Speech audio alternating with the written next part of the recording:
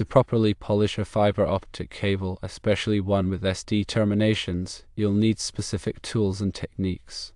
Polishing multimode fiber involves more than just a simple hand tool. A fiber optic polisher with a dedicated polishing wheel is essential. You'll also need the correct polishing compound. The process requires you to hold the fiber end perpendicular to the polishing wheel. Apply only light pressure while gently rotating the fiber.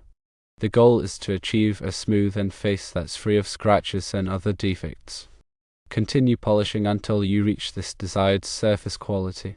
Now, regarding the epoxy, its purpose is to secure the fiber within the SD connector.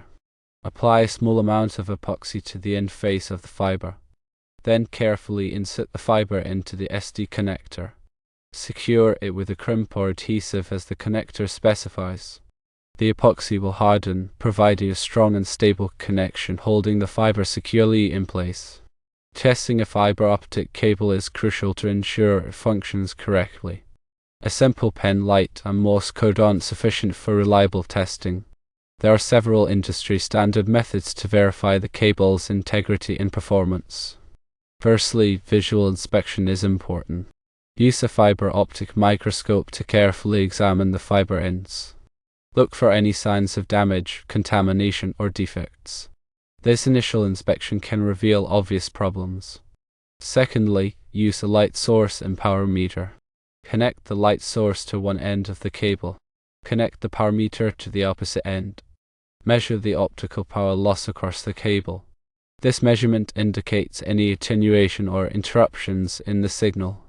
Thirdly, employ an optical time domain reflectometer, or OTDR. An OTDR is used to identify breaks, faults, or imperfections within the cable. The OTDR works by sending a pulse of light through the cable. It then measures the reflected signals. This generates a graphical representation of the cable's characteristics, highlighting any anomalies. Insertion loss and return loss are also important parameters to measure. Use a fiber optic loss tester to determine these values. Insertion loss indicates how much light is lost as it passes through the cable and connectors. Return loss measures how much light is reflected back from the cable. These measurements are critical for assessing the overall quality and performance of the fiber optic link. Finally, communication testing is important. Connect the cable to the intended network equipment. Test its ability to transmit and receive data effectively. This end-to-end test verifies that the cable meets the required communication standards. This will show the true nature of the cable and how well it handles data transfer.